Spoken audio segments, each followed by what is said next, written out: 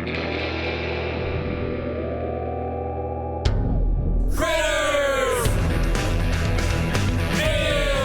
in Taiwan.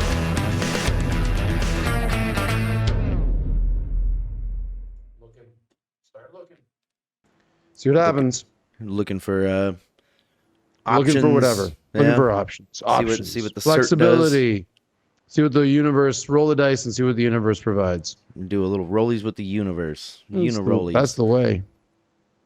Yeah, because I mean, I've been hired at multiple jobs where they're like, "Oh, we need certification in this or this," and they're like, "Do you have certification?" I'm like, "No, I don't." They're like, "Ah, you're fine."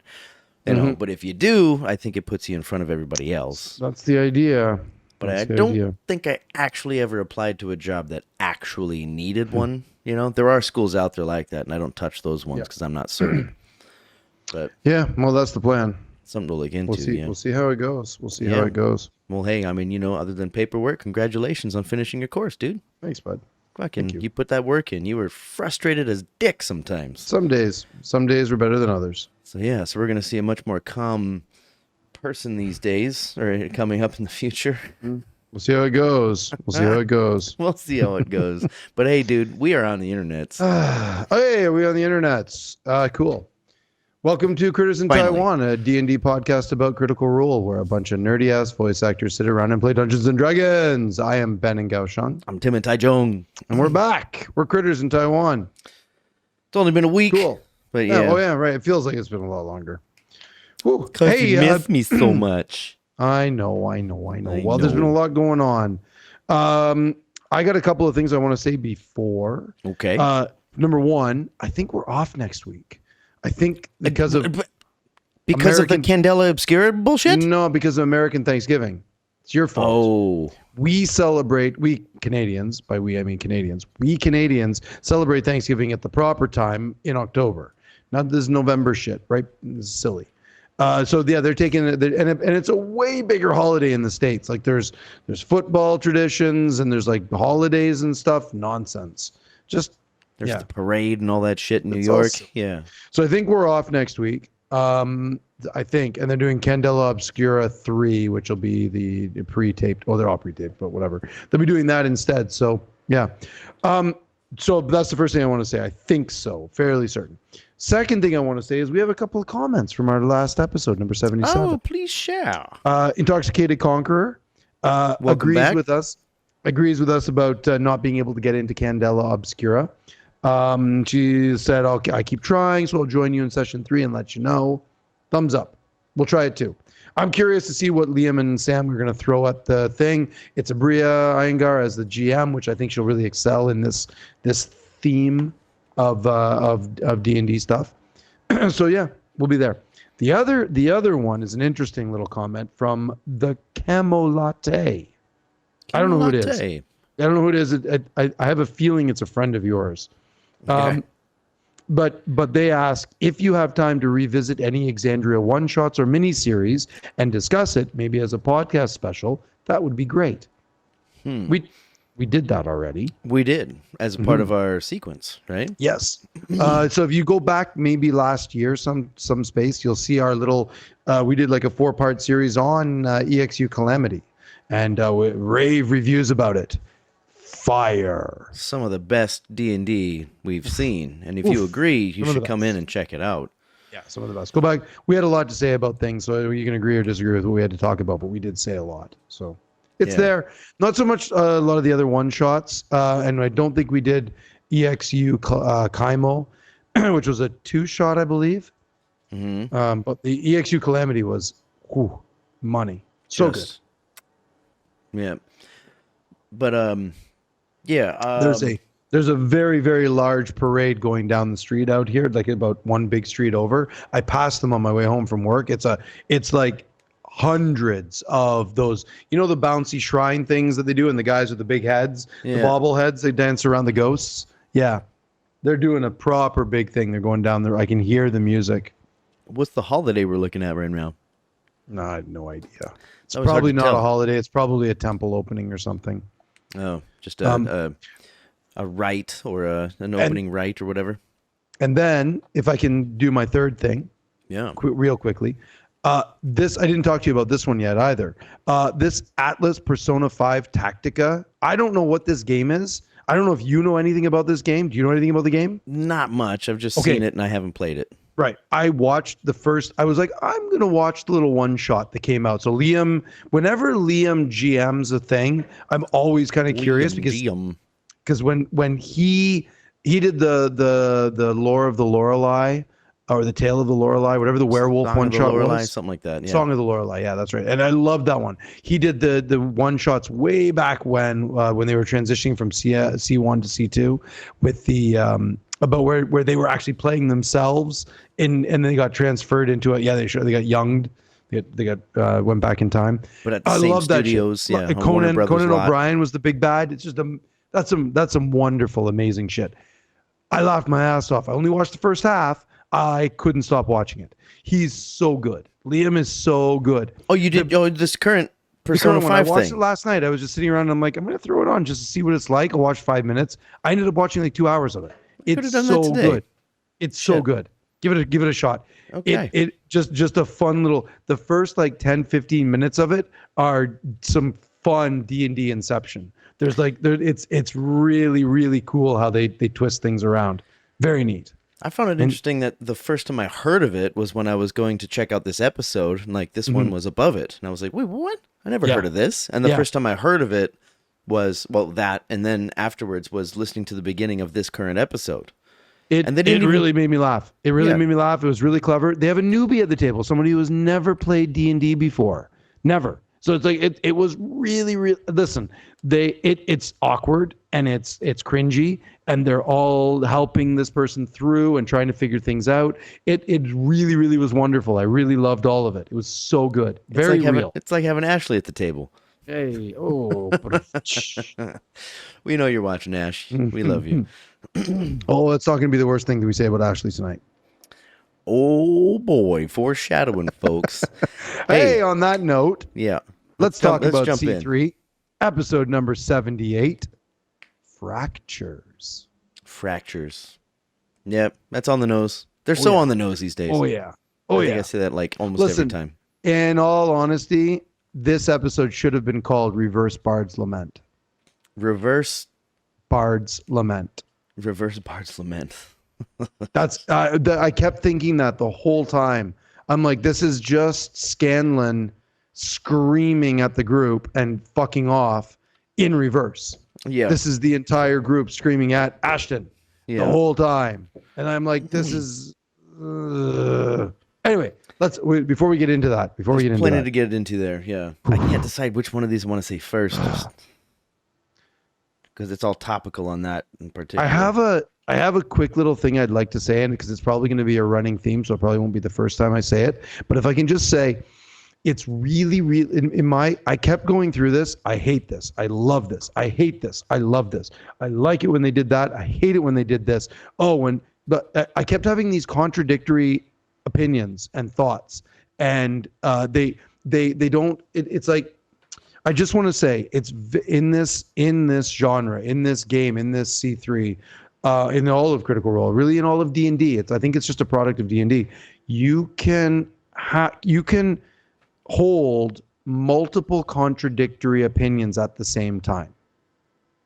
Okay. You can. And I think we should. I think we really should. There's a lot of toxicity out there. There's a lot of people who are picking sides, and it becomes tribal, and I don't think it's healthy. And I think we should be willing to admit that we can have multiple contradictory opinions, and they can both be equally valid, or all of them can be valid. I mean, we do it all the time, right? As people, in life. We're supposed to, but for some reason in D&D and on the socials and in life and around the water cooler and wherever we may be hanging out with, talking to other people, you're supposed to pick a side and never deviate from that side. And I just think that's so wrong. That's not the way life works. Yeah, also at that water cooler, whoever might be standing around, they might say something and you'll be like, yeah, what the fuck is up with that, And then with the next time you go there's somebody else there, the same subject, but the other side, and you might agree with that too, to some degree, and you have that little discussion. I'm gonna do a You know, black if you're on the fence or whatever, like, yeah, you can go either way, or I don't have strong opinions one way or the other. But depending on who you're talking with, just to make the nice, you might just say, yeah, you're right. You know, what about this? What, you know. You're right. And we should, and also on that note as well, we should be able to say, hey, what you're feeling is not wrong, but I disagree. And this is why. And then we can talk about it and have the discussion. And I know you want to play. Lacey's bringing me a really fucked up frog. Go get it. She's just going to bring it right back. Oh, yeah. 100%. Well, on that note, let's get into should we dive in? Yes, let's get into some All right, because I think I got something directly related to that. You're going to win a lot because I got the Ford die that I got won. a lot of things to talk about, nothing specific. With a 9. Deuce. Deuce. All right. I'm glad I won this one because I want to just kind of go off of that little thing there. Maybe do a little clarification, perhaps. That's what it's going to be. I think it's going to be I've got a lot of feelings. I don't have a lot of things to say. I think I'm in that same kind of boat. So I'm going to go ahead and say that, like, between this episode and the previous episode, I feel like there was a huge difference in mood, in feeling, in opinion about shit, you know? Can I jump in right away? Go ahead.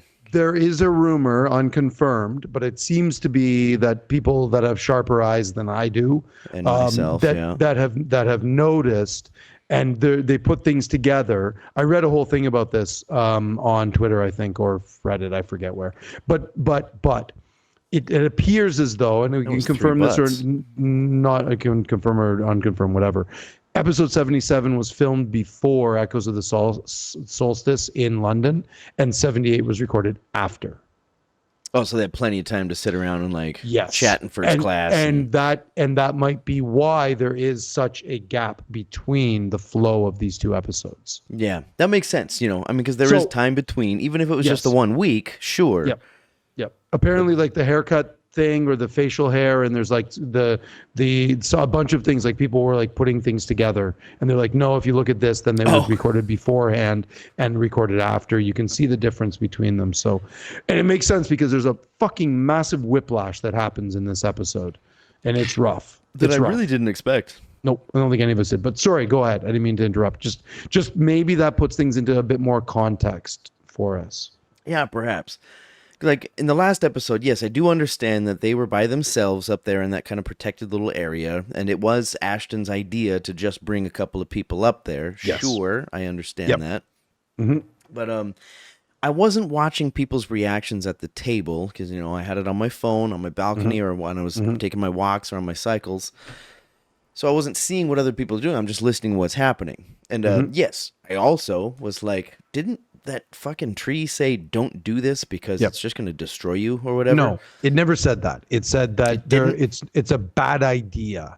The shards may reject each other. Okay, and may destroy. So Laura's comment where she was like, everything said don't do that. This is like, Laura, are you sure you're not being in character, or are you fucking projecting Laura into this character right now? Right. Transcripts have been read, and this has been debated endlessly online. If you just look at the actual words, it's like, no, the tree never said don't. The tree said this is a bad idea. It may, literally, this is the word. It may destroy the vessel. It may reject the shards may reject each other. As though maybe the tree didn't know, perhaps. Yes. Well, it's almost like, right, exactly. Sounds like not a good idea. This is a really big point. That like, no, it's not don't do this. It's that, yeah, this is a bad idea. Mm-hmm. That's all. And there's a distinction there. Not like, hey, if you press this red button, you blow up the world or yourself. If you press this red button, maybe bad things may happen. Yeah. There's a big difference there, right? Yeah. And I think that was perhaps one of those driving little forces behind either Taliesin or Ashton's decision-making process during that time. And then also Fern being like, yeah, well, shit, you know, maybe it would work. We're here to help you. Let's give it a shot. It was I was Fern's on board idea. too. I'm like, hey, try some shit. It's D&D. Plain and simple. This was Fern's idea. Right from the get-go. In 77, Fern she says, did say, I don't want to do it. I think you should do it. In Four-Sided Dive. That's even before this and before a bunch of this. She was like, no, I think Fern doesn't want it. And so Ashton should have it. Fern definitely doesn't want it. Then in 77, she's like, no, I think you should have it. Literally, that's what she said. So Ashton went with it. Yeah. That's we talked about this last week. Like this is one of those dichotomy things where we have to sort of be thinking, okay, well, this can be good and this could be bad at the same time. And we can hold both of those things at the same time. That's like everything in D&D. Right. Should be. And that's how I felt in 77. I was like, oh, this might be a good idea, might be a bad idea. It and took then me this a long... episode came out, and I'm like, jeez, what's with all the fucking... Come on, guys. You're being so harsh on this fella. It took me a solid... Can I end this? Yeah. I just want to say Talison's fucking genius of playing this super low charismatic character is I think is so over most people's heads. They don't realize, because I didn't fucking realize. I'm not saying that makes it right or whatever, but I didn't realize it. For me, yeah. It took a long time. I thought he was just bumbling through the explanation, and he's like, "Oh, 1 week," and then, "Oh yeah, no, you got my, this and that," and he's just like, "I thought I could do it. I thought blah blah blah, whatever." There's a point here, and it took me a long time to get to, and I think I've got it. I think I understand why he wanted to do it in the first place, and that is it's because of what happened to him as a kid. His parents put this shard in him as a child, and it didn't work. And he needed to show that. So his whole life he's been a nobody. He's like, this thing fucked me up. It took my parents away from them. They died because of it. It fucked up my life. I end up in Bassaris. I end up in this hellhole at an orphanage. My whole life is just the nobodies. I get destroyed. I go with the nobodies. I get destroyed. I get left behind. I get broken into pieces. They put me together. I can't control my rages. I get angry all the time. I'm in chronic pain. My whole life has been hell because of this decision. Because of this decision that my parents made. And I had no agency in it. I had it was non-consensual. And he's in this situation, he realizes that this is an opportunity to do two things. Number one, show that they were right, or number two, show that they were wrong. And I think he wins in both cases in that situation. And I think this is all that is. It's just, this is hubris that he thinks that he could do it, or by doing it, prove them wrong or die. Right. Which he was ready to do. Yes. And the fact that the rest of the party, and then there's a second part of this, because I think that I think a bunch of things. Can I just jump in? Just go for it, man. Go. I'm actually going to double yes and off of this one. Cool. I'm not going to Liam not being at the table is a tragedy, and I think Orem would have changed a lot of this. So that's number one. Number two, Fern hating what happened. Again, this is genius point number two, because Ashley Johnson playing a genius level Fern, the most immature character we have ever seen at the table, I think, raises its head in this moment. And Fern hating what happened, and then hating herself for letting it happen, and then hating Ashton because that reminds her how much she hates herself in this situation, and tries to beat the shit out of her because the teenager in her is like, oh my God, I can't believe this happened. Fuck you and fuck the world, and I'm going to run away. And then no, I can't run away. Well, I'm going to take this harness. I'm going to destroy it. Oh, you're not letting me take the harness? Well, then I'm just going to run away. It's just, it's a level of RP that we haven't really seen, because, I mean, we got to see Vax walk away, right, from Ashley. We got to see Vax walk away 1,000 times. We get to see all of this, like the whole, like we referenced earlier, the Bard's Lament and that whole emotional stuff that's going on. We get to see all kinds of like Grog, going through those things. We get to see the pain and the anger in campaign 2 of Caleb and all of that stuff. We get to see a lot, and even Bo to that extent. But this is something different. This is immaturity, and this is conscious immaturity. And a wonderful display of it, of this childishness that is just this petulant child that doesn't know how to deal with it, and so lashes out hard. You see it, a perfect example of it is when Fern finally comes back from her little night out in the forest by herself, and she's all super. I'm fine. Everything's fine. Poignantly ignoring Ashton. Yeah, And very it's clearly. It's so obvious mean girl shit. Yeah. And it's like, and it's played perfectly. Mwah, chef's kiss. Loved it. It's great to see from Ashley. You Yeah, know? I mean, like, it's no so offense, good. Ash. We know you're watching, Yeah. but it's great to see because it is right on point for her you character. see- You know? You see all of the party shitting on Ashton big time. And you see Ashton sort of reacting to it in the most humble way because he knows that his parents, it didn't matter. It didn't matter. He's fucked. He's broken. He's proper broken at this point. And again, this is the thing. I'm super angry with the way that he just rolled over and died because I don't think it's right and I don't think it's good, but I think it's the right choice. I think he did great by it. I think this is a conscious choice by Taliesin to play Ashton this way. And it's like these, like I said, these contradictory opinions that I have about I don't like this. I love that. I don't like it, but I love it. And it's it's There was good. a ton of that going on in this episode. Yeah. For me, Yeah. watching it back and forth. But yeah, that Yep. first thing that I said was like noticing how different the mood was, you know. And at the end of the last one, people were like, "Oh shit!" It's like, "Oh, you survived." Like I didn't expect him to survive. I kind of So wished they he was actually gonna die. I said potentially that, like, all the had time. like a proper like 3 weeks to figure all of this out and to react accordingly. yeah. So yeah, maybe that's it's a couple of some people have, like I said, people with sharper eyes than me have noticed that. So yeah. Yeah, so I'm gonna keep going with this instead of going to the Let's next go with it. Rolly. Let's go with it. Like I've watched this episode twice. I just finished it earlier today or yesterday. I'm not yesterday. Mhm.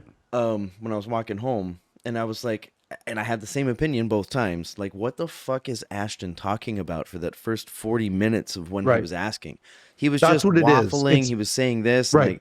like crypticness, and like, you know, like 100%. in the Taliesin way, I'm gonna say, not Yes. the Ashton way. Yes. Where he likes to say like, "Oh, this is gonna be interesting." Like, "Oh, I'm gonna continue to be cryptic until you actually see what happens."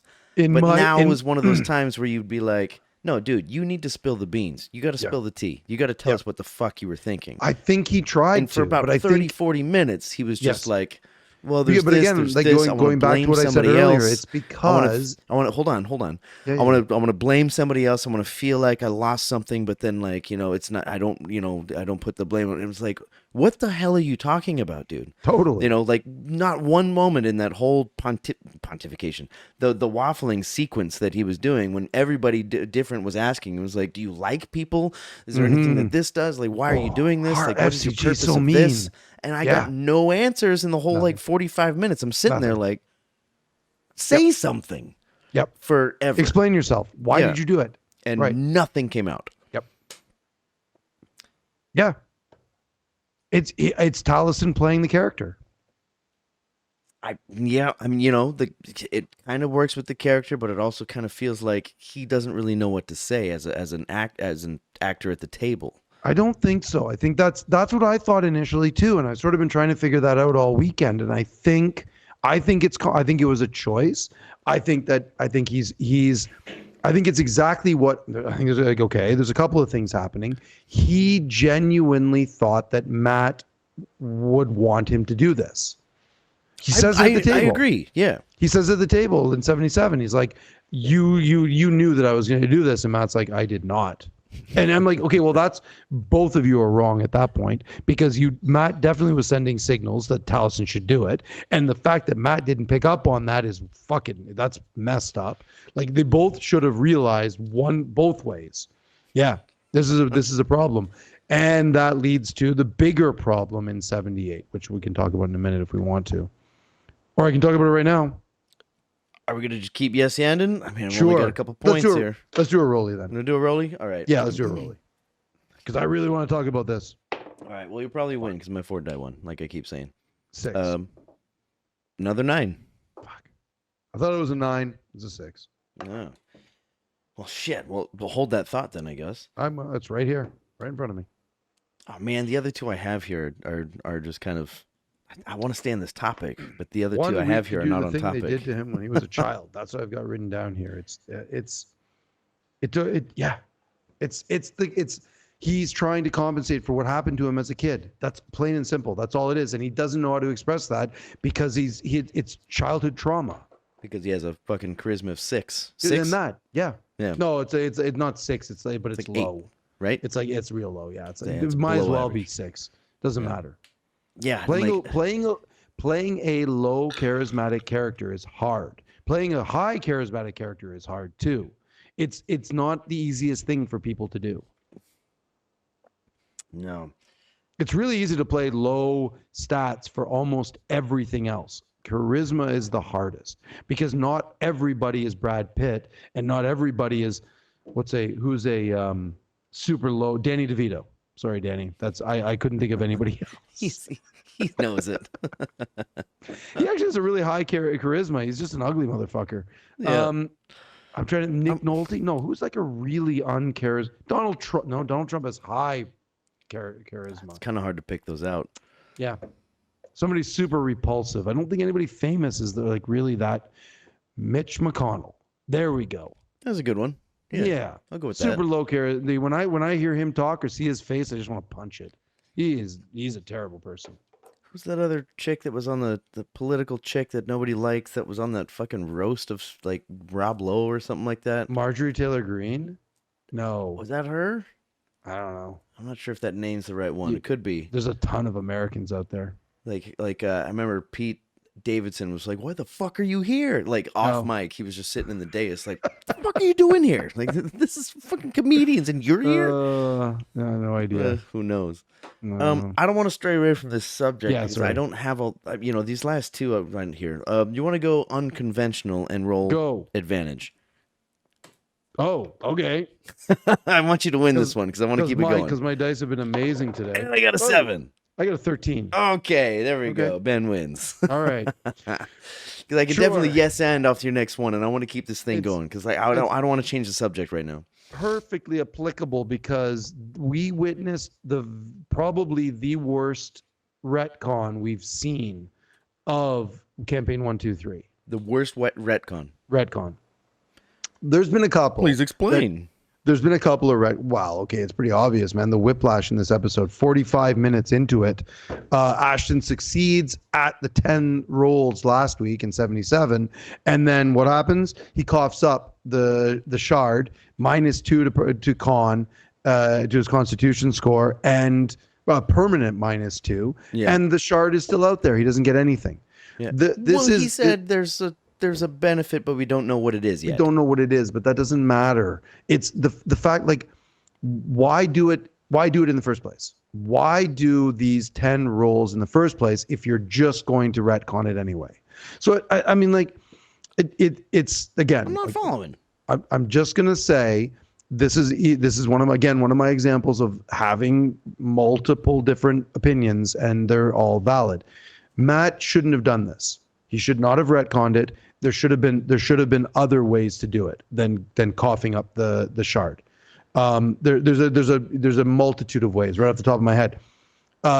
Ashton is struggling. He can't hold it together. You guys, the party needs to help him.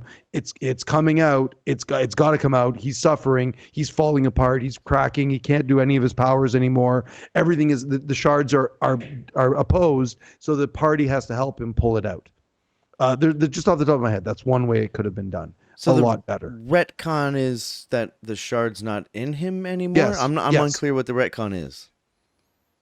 Why did Matt make him roll 10 times to see if the shard would stay inside?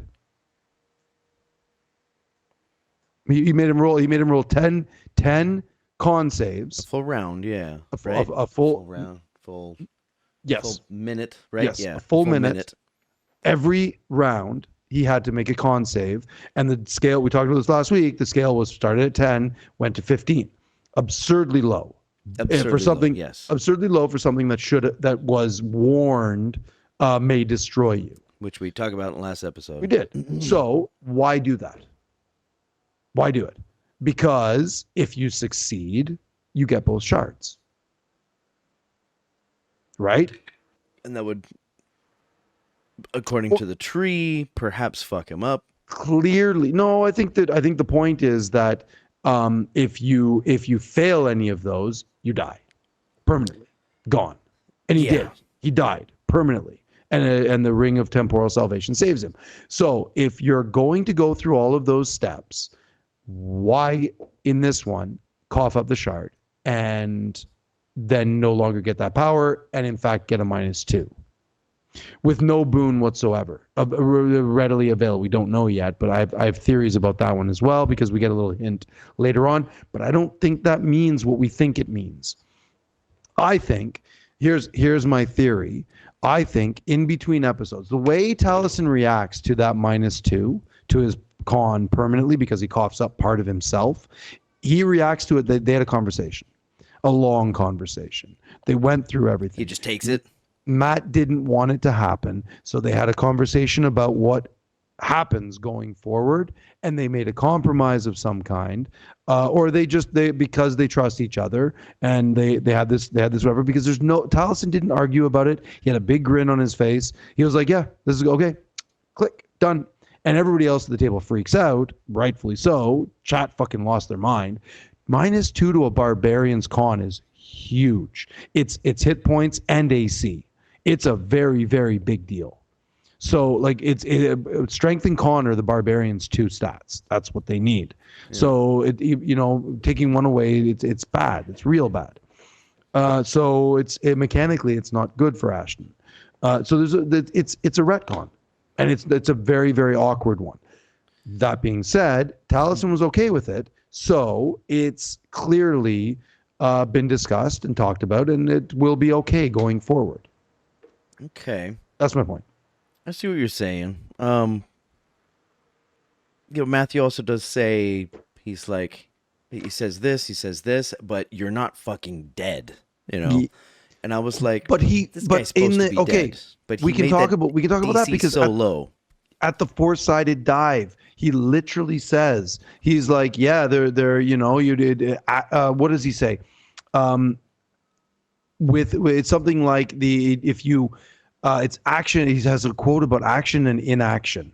About taking action has great rewards, and taking inaction can have great consequences, or something like that. I'm totally paraphrasing, but it's something to the point where Matt says that at the 4-sided dive, and Taliesin's watching him, and he's going, "Oh, okay, well then I guess you're saying that I should push the red button and find out." And it's like, okay, it's. So what you are saying as a DM to your players is, yeah, if you push the red button, I'm going to stop it.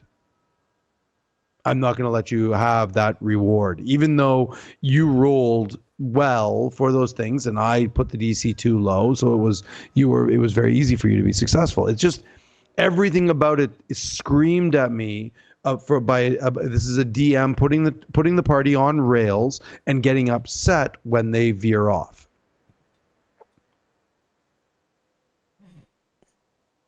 It's. Man, I don't know which way to think about with this, because it's fine. You don't. I'm not looking for you to have a response to it. I'm just saying that's how I feel, and I still feel that it's okay, that it's fine, because we're going to see we're going to see the repercussions of it later on. What is going to happen, and I have ultimate trust that Matt will make it right and it will be all good. But it just feels like this is not a good precedent to set. It isn't. It feels flawed. It's not the right way to do this. It wasn't the right way to do this. Do you think that he's pushing it further, that there may have been, as he was hinting at strongly before, like this thing would be in very good hands with somebody that is particularly familiar with fire. And now when it gets coughed out, it's like, burning orange. It's like, hey guys, it's burning orange. Maybe somebody that's good at fire. Perhaps Fern?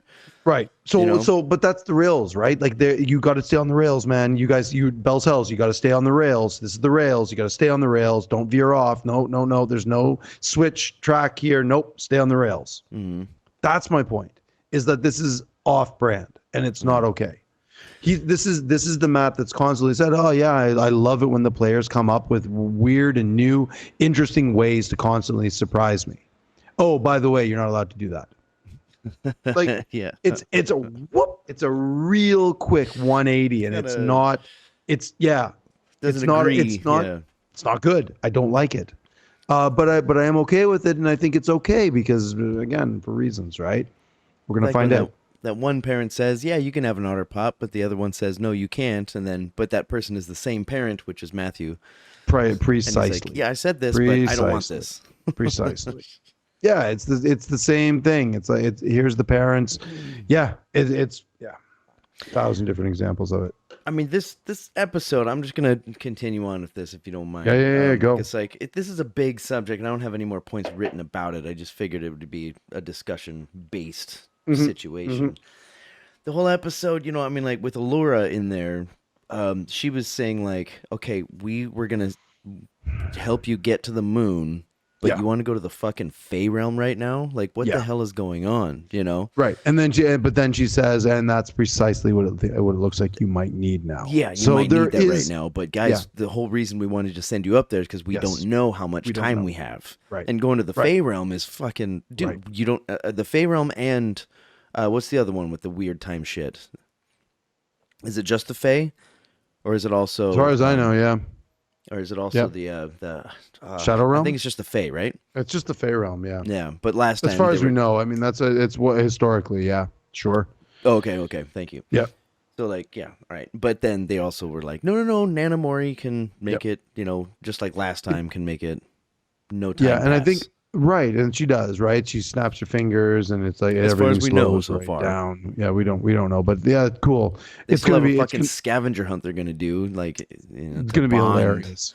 Yeah, before with they go with back and do their the team building exercises are hilarious.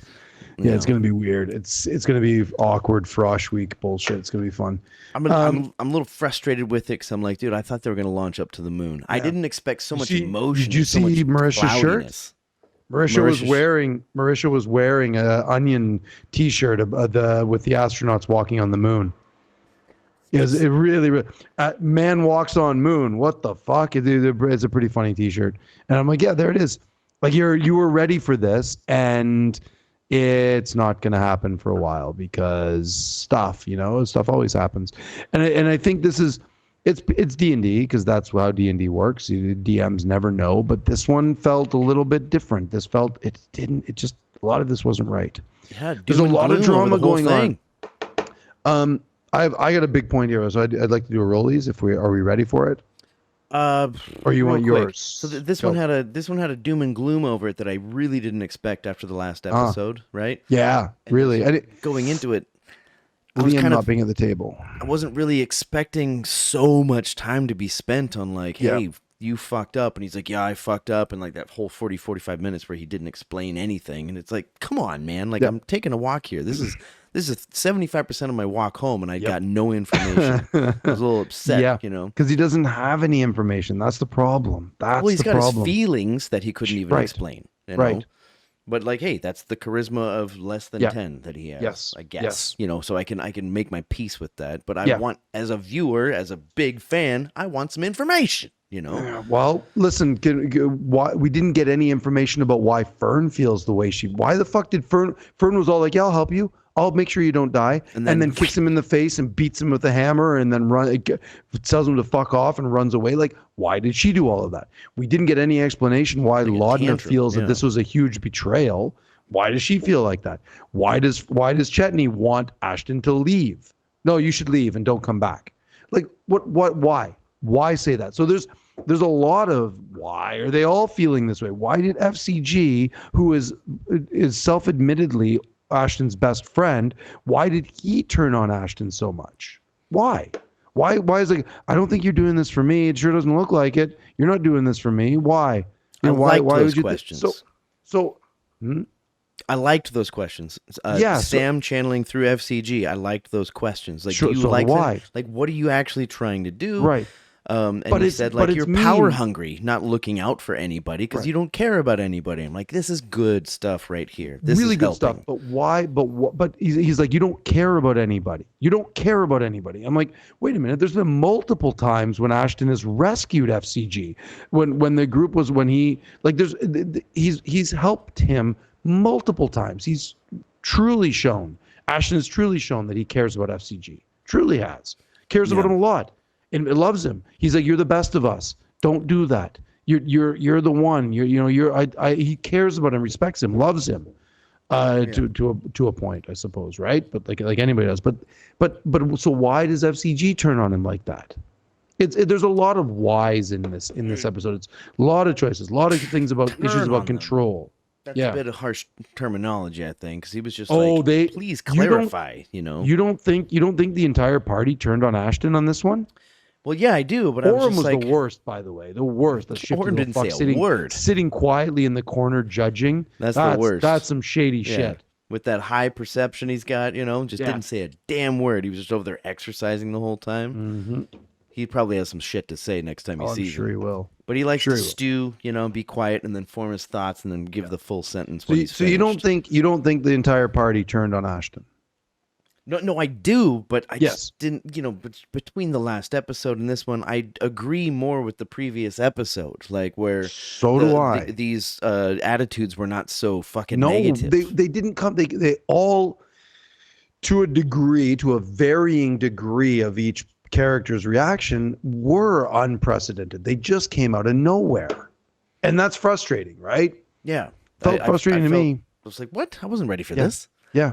I don't know where Imogen, it was going. Imogen was probably the clearest of it all, where she was like, Laura was playing Imogen was more like, okay, I see. Thank you for explaining that. It makes a little bit more sense now. I'm starting to understand why you did this thing. I'm starting to understand where this came from.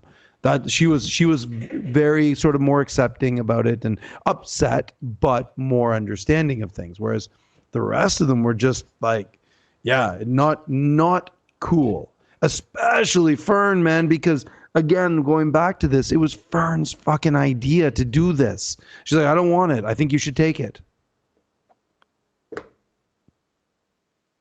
She's also from the Fae. 100%. So it's understandable and it's admirable that the rest of the party is not metagaming this and going, oh yeah, but why didn't you take it, Fern? And I mean, Chetney was the closest to that by saying, why are you scared of this? Why didn't you want this? It's your destiny. And I think that's cool and all, but to push that kind of you're removing agency from Fern and vis-a-vis Ashley to make choices for the character and stick to them and not like be swayed. I mean, it's a group of friends and they can, they know levels and they know how they're feeling and they know how to push each other and all that. But all of it seems very, very drama for the sake of drama. Yeah. Especially with Laudna. Yeah. I think and I have a feeling why. I know why. Okay. I think that Imogen had the most level-headed approach, I suppose. Other than how Laura kind of misspoke saying everything was against this. It's like, well, yeah, the tree said it's dangerous, but they didn't say it's not supposed to happen. The tree never said if you do it you will die. Don't do it, you'll die. That was never said. It was only said that it's a bad idea. Yeah. And, the tree speaks a little bit cryptically, perhaps, Right. And maybe if it knew that someone was going to die, but maybe you couldn't die because, I mean, it's D&D. You roll the dice. Yeah. The Shore Shrew did say you may not like what the tree has to say, and it tends to speak very honestly and openly. But, I mean, so what? Like, it's D&D, man. You take these chances. You roll the dice and see what happens, literally, figuratively. On both fronts. Should we do a rollie? Yeah. I don't think there are going to be any conclusions that really match. No. I'm just up in the air about the whole thing because it was a big old I have switch. very strong opinions about it, and I'm trying to work through them. So yeah, the rug was pulled out from under me. What'd you get? 17. I got a 15. Take it. Cool. Okay, I want to talk about Laudna for a quick hot minute. Okay. Because I do not understand why. Yeah. Go away. I did not understand why the reaction, the visceral, and the timing of this reaction, where they're trying to get Ashton to explain why he does it, And then Marisha immediately jumps in with, Laudna is feeling this, and I feel like this, and I feel a thing, and now I need to run away. And she almost fails a wisdom saving throw to grab the shard. And Right. it's close. It's real close. Oh, Delilah's taking over. Oh no, I better be nice to Delilah because she's taking over. So I've got this weird this thing that tried to kill all of Percy's family and all of Vox Machina, and probably wants to kill all of Bell's Hells as well. And tried to, because they fought her in whatever. And the entire party is aware of that. Bell's Hells is aware of that in Laudna. They are well aware of it. They can't deny it. But they're totally fine with it. Oh, yeah, it's totally fine, because what Ashton did was way worse. Way worse. Way worse than what... Comparatively, they're saying, that's fine. Than a fucking potentially lich inside of Laudna who could turn on them at any minute and make Laudna turn on them. Ticking time bomb. But no. What Ashton did to try and resolve some family issues and try and help the party out a little bit, and made a bad choice. That's how I see it. Trying to do it for everybody. No. That's way worse. So we need to shit on him all day instead of looking at Laudna going, what is happening with you? Oh, no, you're a sweetheart. It's okay. You're fine. We love you. Totally fine. You're safe. The hypocrisy drives me insane, man. It feels like Bell's Hells is playing favorites. And I do not like it. And I love it at the exact same time, because it makes for amazing role playing. And they're all leaning into it. They're loving it. They're like, oh, okay, well, now, like Laudna's got this trauma that she's trying to deal with, and she's going through these things, and Imogen's like, they're in a relationship together, so it becomes this really weird, complicated thing. I love it. It's delicious and horrible at the same time. It's confusing. It's very to confusing. say the least. Yeah, and this last episode had me. It makes me feel all kinds of weirdness. But just one more quick little thing. None of what is happening with Laudna makes any sense time-wise. Like the fact that where did she build this cabin? We know there was a cabin, but she got to it. When did she build this? How is she so familiar with the tunnels in Whitestone? How does she know that there's a secret entrance out to get out of the town, out of Whitestone? Gonna set it and be like, yeah, how about this secret entrance? And Matthew was like, okay. Well, no, because the cynic in me the cynic in me, which I don't lean into very often, would say that someone's trying to shill a book. I did not even think of that.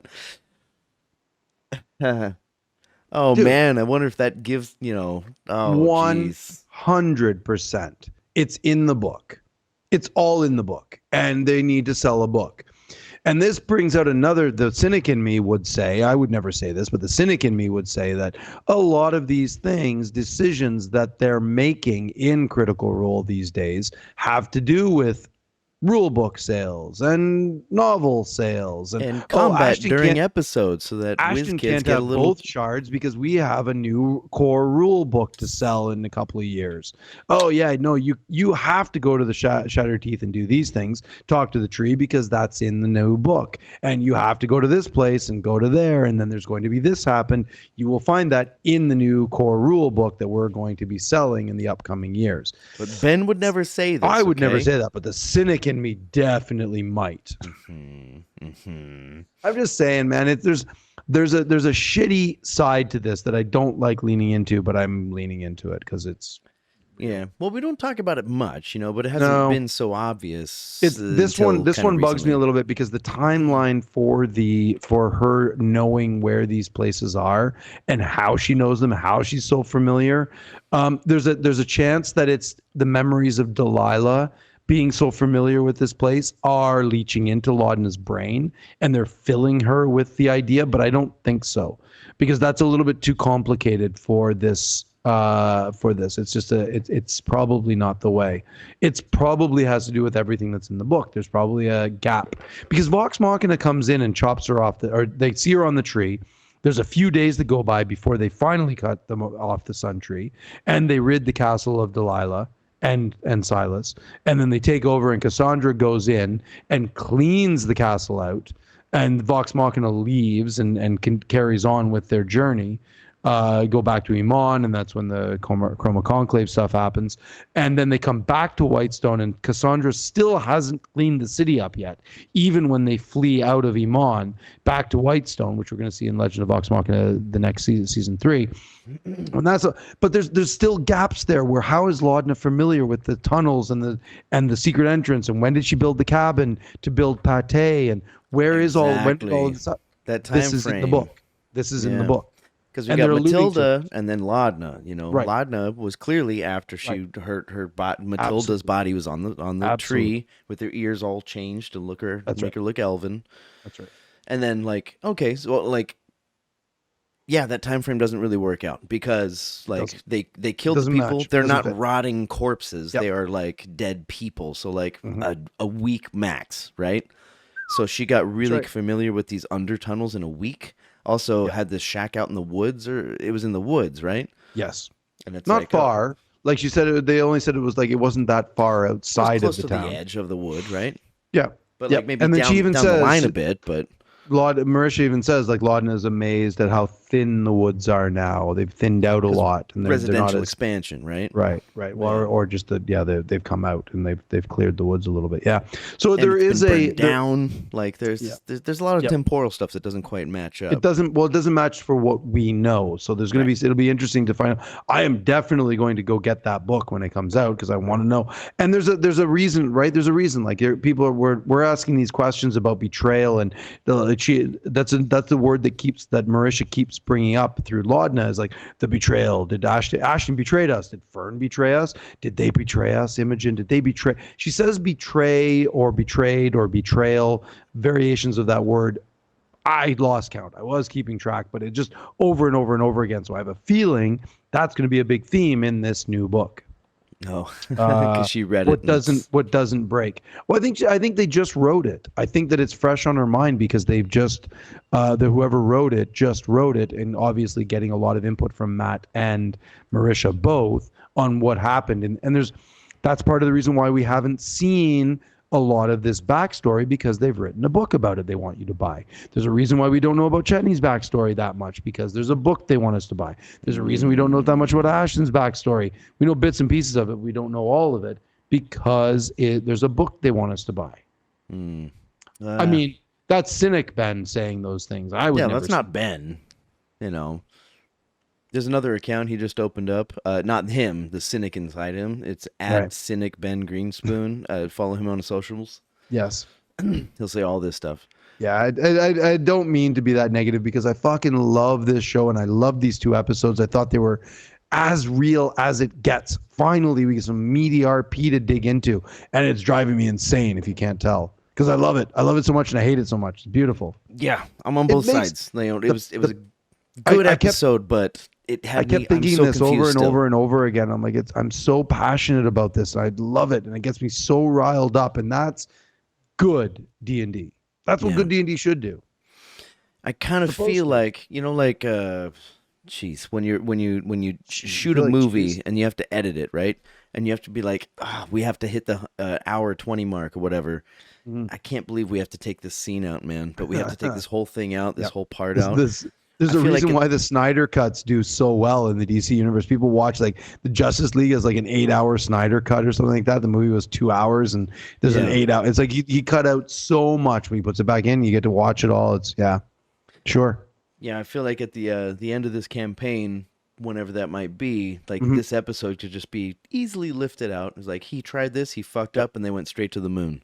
We're going to go, yeah, totally. We're going to go back and we're going to watch these. None of this scavenger hunt, It's the problem with watching these concurrently and not binging them, because when you go back and you binge these campaigns, you go through these episodes so quickly that they're just a blip. They're not that relevant. They're not that important. But watching them week after week, sometimes with gaps, so 2-3 week gaps, you're very, very, you get time to stew over them and really dig your teeth into them. Discuss it. Yeah. I hate to do this, but I got a meeting at 10:15 online, so we got to kind of wrap this up a little bit. Okay, yeah. Hate to say it, but I just got a notification on my phone that says you have a meeting at 10:15. So Oh, I gotta. jeez. Yep. So no rollies. We got to wrap up right now. No. We gotta do another rollies. Do one more rollie. Okay. One more. Yeah, one One more. more. Let's do another rollie. I want to win this one because I want We to. still got like 10, 15 minutes. I'm just saying, just a Five. quickly. Natural 20. Holy What shit! a waste. I'll show it there, right? He turned it and just showed me the 20. I turned it. Yeah. Okay. I was not ready for that. Oh, I'm going to talk about what I think the boon is because as Oh. soon as we at 45 minutes when the big whiplash happens, when the soft retcon, as most people are calling it, the what the fuck moment where he coughs up the shard and loses it. The very first thing that I thought about was, okay, well the boon, what's it going to be?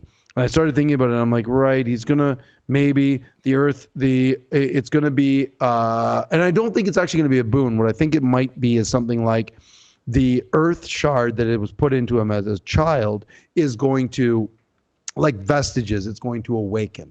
It's going to turn into a new form. I like and this. it will like much like the vestiges do. It's going to Exalt. It's going to an exalted form, and it will get bigger. And I have a feeling it's going to be a twofold. He's going to get earth elemental powers, and the first one will be tremor sense, which is you can feel the vibrations through Matthew it enough. heavily alluded to that. Heavily. But the second one he didn't as much, which I think is going to be even better, which is Earth Glide. Where Earth Glide, you travel through stone at normal speed. Just earth and stone and whatever rock straight through it, which will be amazing on the moon. It'll be incredible on the moon, And where you're just especially everywhere. with his rage option, the 25% rage Sure. option, where he when they're in combat, he's just gonna disappear. He's gonna and be pop up 30 feet away or 50 fucking feet away or whatever. barbarian who is able to like close gaps, basically like a rogue, hide and go, So I think it's going to be. I think it's going to be a real big one. No attacks of was alluded opportunity if to- you're in the walls. I'm assuming. Hmm? If you're in the ground or in the walls, no Doesn't attacks matter. of opportunity. Doesn't matter. So Yeah, like no, this not at all. barbarian gets to travel untouched to a place to flank, Totally. perhaps another thing. Totally. Yep. Free, reckless, right? At the 3 That's gonna be hour huge. 20 at the 3 hour 20 minute 50 second, Matt even says like slipping into Timestamp a give. warm bath. I mean, that's Earth Glide. That's just like you feel the rocks, you feel that you want to slip into it. That's Earth Glide. Like Yeah. that's exactly what it's going to be. It's got to be. I'm calling it now. Yeah, I think it's a good call. I mean, the way Matthew stated all this stuff, he was like, "Yeah, you just remember how you were like resonating with the rocks around you." It's like, okay, there you go. I And do also- want to say, But then I also, he was saying that like your arm looks like it was in the mid transformation of like between a human and an elemental, and it's like, Yes. okay, and what do elementals get to do? Yes, They Earth get to Glide. Earth Glide. Yeah, They exactly. get all this shit. Yep. Yeah, so that makes Does- perfect sense. speculation is might be able to turn into an elemental, but I don't think so. I think he's just going to get the powers. Maybe of at one. higher levels. Maybe grumble. I don't know. I do just want to reiterate one point though. I feel like there's a part of me that feels like this would have happened anyway. This would have happened no matter what. I think they're going to play it off like, well, because you got the spark, the Comort, the fire elemental, fire titan, you so close, then that's what activated it. But I really feel like this would have happened anyway. That shard would, the shard of the Raishan would have activated anyway, would have exalted regardless. Raishan But was that's the just- dragon. The other name was a little different. Huh? Raishan was the dragon. Rashawn. Rashan. Is- Is that yeah. what it was? Yeah. Because I knew it was That's different what- from Raishan. Oh, yeah, it does. It sounds the same, don't they? Yeah, do. they sound really similar, but it's They not sound really Raishan. similar. I know that much. No. But yeah, close enough. Yep. Yeah, I mean that makes sense. Like what if, like speculation here as well. What if like somebody else, somebody else, got the thing, got it in there. They maybe probably went through some troubles absorbing it, but then the two of them, when they're in 10 feet of each other, they have extra abilities or something like that. You know, I mean, hey, it's D&D. Who knows what could happen, right? Totally. Just speculation off the tip of my belly 100%. button, whatever. 100%. Well, let's see. What do you let's got? See, let's see. Completely evergreen. Just as a one. Yes, and to wrap Go this for up, it. we're at an hour already. It's time to go anyway. Yep. One thing I really enjoyed was Matthew's encounter role. I don't know if you've ever seen this before because they were Fern and Laudna were both in the woods, and he said like, "Can you guys both roll 20?" And he's like, "If you're within 3 of each other." That was a fun one. I was really so enjoyed cool. that. Really cool. Yeah. And the outcome had nothing to do with how cool the roll was, you know, because it was 11 and a 2 or something like that, or they were way far from 3. I think one of them was, I think it was 11 and 2. I don't remember, but it's like I didn't care. Like if they were within 3, it's like they would see each other. That doesn't matter. It's just the fact that I've never seen this before. Yeah, it was a really neat idea. I like that a lot. Yeah, it was so It's cool. a on the fly sort of a thing where it's like, wait, there's a chance you might see each other, so give it a go. Yeah, and I did think of a couple of questions because I'm like, okay, immediately go for the statistics of it. Where it's like, if you roll a 1, does that only go from like 2, 3, 4, or does it go 20, 19, 18 as well? Ah, the other around the Is corner there a a bit. wraparound? Is Interesting. there the old reach around, or then like that would fuck up my whole thing. And I was like, if you roll a 6, then you can go 5, 4, 3 or 7, 8, 9. So that gives us this gap, And I was like, okay, and my calculations got lost at that point. And then I got to the gym, so I was like, all right, fuck it. Yeah. But I thought that was really cool. It was really neat. I did thing I've too. never seen I like that a before, little bit and as I hope well. it shows up a lot more. Well, I think it's situational, right? There won't always be times where they'll be taken off like that on their own. Sure. Not Like for planned. example, is Gilmore at the shop or not? If you're within 4, he's there. Oh, You know, that interesting. kind of thing. Just Maybe, like chance. except in that situation, you got to be careful because he may be busy doing other stuff, and that takes him away from doing other stuff. So it's not important. Yeah. I have a quick little question. What do you think? This is I just looked at it now. I just glanced at it. What do you think the conversation that Fern is going to have with her mom is about? The very end of the episode, Maury is like, "I think it's time for you to have a conversation with your mom about you." About this deep secret that she said she had, right? What do you think that deep secret is? Not his dad. Ollie's not the dad. It's actually a demon. I think it's something. I mean, there's Something some like that. shit going on there, and I'm guessing that Birdie knows a lot more than she lets on. Yep. You know, I mean, let's face Absolutely. it. They already Totally. released that other secret where it's like, yeah, we stole this thing and we tried to protect you, so we gave you to the fucking this notorious being in the Fey realm. So they must have made a deal. There's got to be something in there. And as far as speculation as what it might be, no idea. No idea. You know me, I don't like to predict, but I don't even have an inkling. Like, I'm sure sure there was a either. deal made, and that might have something to do with her attitude or her impulsiveness or something. I don't know. The fact that Dad doesn't look a lot like them, if I remember correctly. Yeah. Yeah. He's a half elf, I believe, or something like that. Yeah. And Mom is It's as Fawn Satter. yeah. So like Yeah. I guess that makes sense as far as she is, but I don't know. You know, I don't remember. I don't really remember, and it'll be interesting to know. It's just more backstory stuff. It'll be fun to see what it's about. I like it. We're gonna get it. We're hopefully we won't get it next week or the week after. We'll get it in again in 3 weeks, right? So we're into the end of November. Nothing next week, and then the end of November, and then December. Pull up my calendar real quick. Nothing next week. Oh, we won't get one on the 30th. So the next one we get will be December 7th or 8th. So that's 3 weeks away. man, I have a show that weekend too. That's up in Taipei as well, so there's travel involved. They may pull a quick one on us and pull one out at the end of the month because Friday is the 1st. So, but Thursday is the 30th. It'll be interesting to see what they do. They may say no because it's the last Friday of the month, last Thursday of the month. So, who knows? See what happens. My feeling is they won't have one. But hey, I gotta get going. Okay. Yeah, sounds good. So, well, hey, as let's I call said, this. I've got a show at Tiger Mountain Festival up in somewhere in the north in Taipei area. I don't know where that place is. I just get in the bus and fucking go. Yeah. But yeah, Tiger Mountain Festival. ShapeMaster's playing. Check us out on all streaming platforms. Got that new album out. After that, we had our New Year's show was canceled. The place is closing down. It turns Oh, out. bummer. Bummer. Nothing doing after that. Hey, if you happen to be a Okay. booker, get in touch. We're happy to play. Working on 3 new songs right now. So, follow Ben at the I'm at- cynic. at Ben Ben- Greenspoon doesn't At Ben exist. That was a Greenspoon, joke. the cynic. Yeah. That'll be my new Twitter handle or X handle or whatever you want to call it. He might start a new one, yeah, where he just goes in there and just be like, "Fuck this," and like just goes totally You're negative. all corporate. I'm even wearing my Round Earth shill shirt. I mean, even the flat Earth is round, so you know which way you gotta It's go. just a disc, yeah. Whoever Yeah. pays you the most money, hey, That's right. shill it up. Mhm. Yeah, follow him at Ben Greenspoon at Whatever. whatever, and then me drummatucka on I guess just Instagram at this point. I think that's it. Yeah, There's That's nothing it. else, Ben. No good. All right, cool. If nothing else, then not this week, probably not next week. I guess we got some time off again. Again, yeah.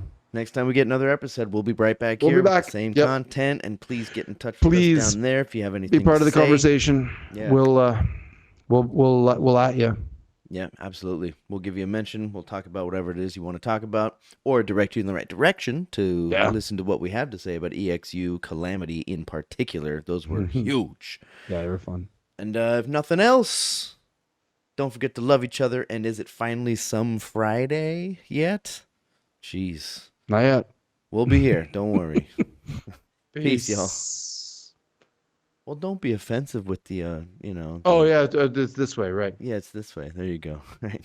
I'm not English. I don't know what this means. Nothing to me. Peace. Nor am I. But I just gotta. The Taiwanese.